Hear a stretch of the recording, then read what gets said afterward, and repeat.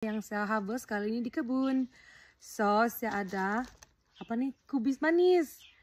Ini my second time tanam, tapi yang betul-betul jadi inilah. Tengok dia besar macam yang beli di kedai kan. Sedap nih macam yang beli di Kundasang juga tengok. Dia punya rasa maksud saya yang fresh lah tengok. Dia betul-betul mempat nih hujan lah, tapi dia ada berhenti sekejap. And then saya ada 2 biji telur. 2 biji telur daripada ayam saya. Ayam saya ada 3 ekor lah. Yang putih hari ini tidak bertelur. Sebab kenapa saya tahu telur dia warna putih. Ini punya warna lain pula dia macam makin rasanya coklat. Alah hujan lagi balik.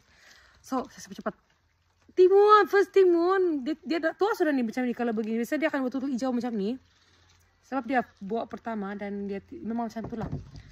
And then saya ada baby brokoli yang side dia. Tidak banyak tapi ini untuk anak saya kelari cukup sudah nih. And then saya ada spinach. Saya kena harvest juga sebab banyak sudah nih. Kalau saya tidak harvest itu pokok dia akan kurus. Ini saya akan masak untuk anak-anak saya lah. So, syakan tengok. Telur. Nih, apa lagi nih? Brokoli, baby side brokoli, ada timun. Mula sudah saya satu kali saya timun, memang saya terus ambil timun tuh. Ini lagi paling syakan. Saya happy nih. Wah, macam di kedai, tengok. So, selesai sudah Selvina pergi membeli di kedai.